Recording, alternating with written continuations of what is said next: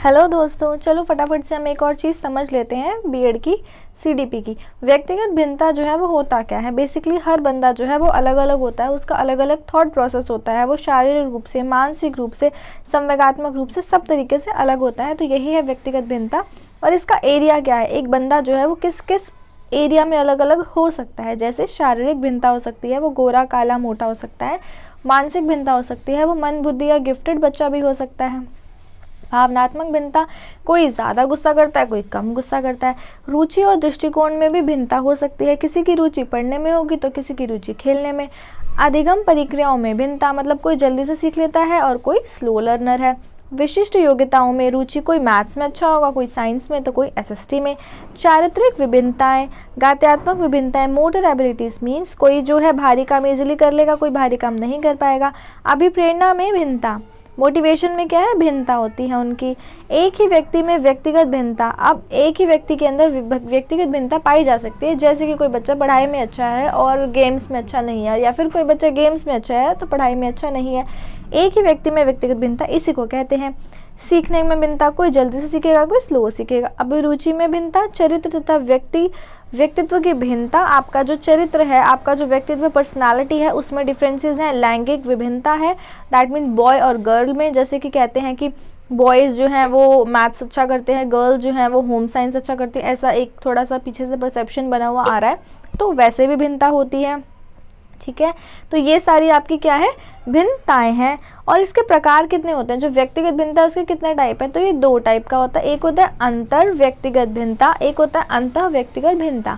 अंतर व्यक्तिगत भिन्नता होता है कि दो लोगों में अलग अलग डिफरेंसेस, और अंतः का मतलब क्या होता है, एक ही व्यक्ति में डिफरेंस होना। एक ही व्यक्ति के अंदर क्या है, अलग अलग चीज़ें होंगी। जैसे पढ़ाई में अच्छा है और वो गेम्स में अच्छा नहीं है, गेम्स में अच्छा है पढ़ाई में अच्छा नहीं है, मतलब वो बच्चा ऐसा नहीं है ऑलराउंडर है, किसी चीज़ में वीक है तो किसी में वो अच्छा है। अब इसके रीज़न क्या हो सकते हैं, कारण क्या है, तो रीज़न हो सकते हैं आयु और बुद्धि। कॉमन सी चीज़ है कि अगर बच्चे की, एक बच्चा कम आयु का है और एक बच्चा ज़्यादा आयु का है एज का, तो क्या होगा, जो कम आयु वाला है उसमें थोड़ा लेवल जो है अंडरस्टैंडिंग का कम होगा, और जिसमें ज़्यादा बुद्धि है वो जल्दी से सीख पाएगा। बुद्धि में भी कम और ज़्यादा हो गया, तो ये कारण है।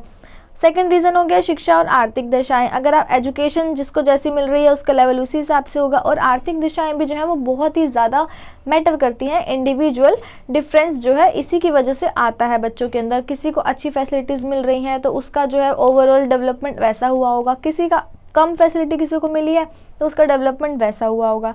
लिंग भेद, लड़का लड़की में भिन्नता ऑब्वियस होती है, क्योंकि हमारा रहा ही है कि लड़कियों को ये करना है, लड़कों को वो करना है, तो इसकी वजह से डिफरेंसेस आ जाते हैं।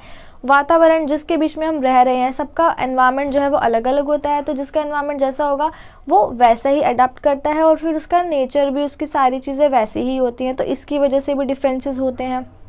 जाति, प्रजाति और देश, अब आपका कल्चर क्या है, जाति क्या है, कौन सी कंट्री में रह रहे हो, इसी की वजह से भी आपके अंदर इंडिविजुअल डिफरेंसेस आते हैं। फैमिली कैसी है, अगर आप पुअर हो तो है, रिच है तो डिफरेंस होगा। पुअर बंदा जो है उसका जो ग्रोइंग हुआ है, जो उसकी ग्रोथ हुई है वो अलग तरीके से हुई है, और जो रिच बंदा है उसकी ग्रोथ अलग तरीके से हुई है। स्कूल का भी बहुत इफेक्ट पड़ता है, स्कूल से भी आप, कोई बच्चा है वो बहुत अच्छी इंग्लिश बोल रहा है, कॉन्फिडेंट है, कोई बच्चा इंग्लिश नहीं बोल पा रहा, कॉन्फिडेंट नहीं है, तो स्कूल का फ़र्क हो गया। और वंशानुक्रम कि बाय बर्थ भी आपको अपने पेरेंट्स से क्या मिला है, कैसी बुद्धि मिली है, कैसा रंग रूप मिला है, इससे भी इंडिविजुअल डिफरेंस जो है वो पैदा होता है। शिक्षा में लाभदायक क्या है, शिक्षा के अंदर आप क्या कर सकते हो, अगर एक टीचर ने इंडिविजुअल डिफरेंस को बच्चों के अंदर समझ लिया है कि हाँ हमारी क्लास के अंदर इतने बच्चे और उनमें ये अलग अलग डिफरेंसेस हैं, अगर उनको समझ में आ जाता है तो वो क्या कर सकते हैं, वो उसी प्रकार से शिक्षण विधियाँ बनाएंगे जिससे कि जब वो पढ़ाएं तो सब बच्चों को समझ में आए। पाठ्यक्रम क्या है, उसी लेवल का बनाएंगे कि उनके एज के हिसाब का पाठ्यक्रम बनाएंगे, ऐसा नहीं बच्चा छोटा है और ज़्यादा टफ पाठ्यक्रम उसको दे दिया। कक्षा में छात्रों की सीमित संख्या को रखेंगे, ज़्यादा बच्चे ओवरलोड भर नहीं लेंगे, क्योंकि ज़्यादा होंगे तो आप समझ नहीं पाएंगे किसको क्या आ रहा है और किसको क्या नहीं आ रहा है। भिन्नताओं को जानने के बाद उचित शिक्षण प्रदान करा जा सकता है। जब हम सबको समझ लेते हैं कि किस बच्चे को कैसा समझ आता है तो हम उनको अच्छे से पढ़ा सकते हैं। गृह कार्य बच्चों के हिसाब से देंगे, ऐसा नहीं करेंगे कि हर बच्चे को आपने सेम होमवर्क जो है चेप दिया, आपको क्या करना है, जो गृह कार्य है वो आपको हर बच्चे के हिसाब से, उसके जो मेंटल एबिलिटीज़ हैं उसके हिसाब से उसको देना है। शारीरिक भिन्नता का ध्यान रखेंगे, जैसे किसी बच्चे को देखने में सुनने में प्रॉब्लम है तो आप उसको आगे बिठा रहे हैं, किसी को समझने में प्रॉब्लम है तो उसको थोड़ा ज़्यादा एफर्ट कर रहे हैं उस बच्चे के ऊपर, उसको चीज़ें 2 बार समझा दे रहे हैं। बुद्धि में प्रॉब्लम है, उसको समझने में बुद्धि वीक है, देर से समझ आता है, तो आप उसको डांटेंगे फटकारेंगे नहीं, बल्कि उसका सपोर्ट करेंगे।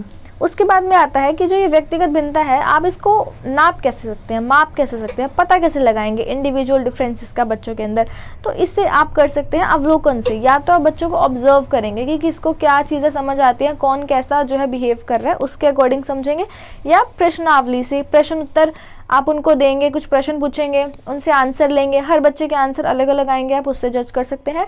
साक्षात्कार इंटरव्यू मेथड से भी आप जज कर सकते हैं। आप प्रॉपर एक एक बच्चे का इंटरव्यू लीजिए, उसका इंटरेस्ट देखिए किस चीज़ में है, वो कैसे चीज़ों को सीख रहा है, समझ रहा है। प्रक्षेपी विधि मतलब प्रोजेक्ट मेथड होता है, आप बच्चों को कुछ प्रोजेक्ट्स दे सकते हैं और फिर वो उन प्रोजेक्ट्स को किस तरीके से करते हैं उससे आप समझ सकते हैं कि वो बच्चा जो है वो किस लायक है, उसकी कैपेबिलिटीज़ कितनी है। माता पिता की रिपोर्ट, अब आप उनके पेरेंट्स से मिल सकते हैं और जान सकते हैं कि वो घर के अंदर कैसा व्यवहार करता है, कैसा नहीं करता, किस में ज़्यादा रुचि लेता है, किस में नहीं लेता। मापदंड मूल्यांकन, आप एक रेटिंग स्केल बना सकते हैं जिसके माध्यम से आपको पता चलेगा ओके इस बच्चे की प्रोग्रेस कितनी है, कैसी है, ये बच्चा जो है कैसे क्या चीज़ों को किस तरीके से सीखता है। मनोवैज्ञानिक परीक्षण, अब मनोवैज्ञानिक तो बोलते हैं कि आप बुद्धि का टेस्ट कर लो, बच्चे की आईक्यू का टेस्ट कर लो, या फिर कोई ऐसी कोई टेक्निकल कोई चीज़ दे दी उनको सॉल्व करने के लिए, उससे आपको पता चलेगा कि हाँ अब ये जो बच्चा है वो कैसे चीज़ों को लेकर के रिस्पॉन्ड कर रहा है, तो वो बच्चा किस टाइप का है। तो बेसिक सी चीज़ें हैं, अगर आपका क्वेश्चन आता है तो आप इसका आंसर इतने ईजिली तरीके से कर सकते हैं। सबसे आप पहले बता दीजिए व्यक्तिगत भिन्नता होती क्या है, किस किस टाइप की हो सकती है, प्रकार कितने हैं, कारण क्या हो सकते हैं। अगर टीचर समझ गया व्यक्तिगत भिन्नता है क्या और फिर बच्चों के लिए उसको कैसे यूज़ कर सकता है, उसके बाद में हम इसको माप कैसे सकते हैं, हम इसको समझ कैसे सकते हैं। तो आप ओवरऑल पॉइंट्स बना करके क्वेश्चन का आंसर दीजिए, मोर इफेक्टिव लगेगा और टीचर को भी एकदम क्लियर समझ में आ जाएगा और आपको मार्क्स भी बहुत अच्छे मिलेंगे। Thank you so much for this video. आप मेरी वीडियो को देखिए और आपको कैसी लगती है वीडियो मुझे बताइए। धन्यवाद। Okay bye bye, ta-ta, see you.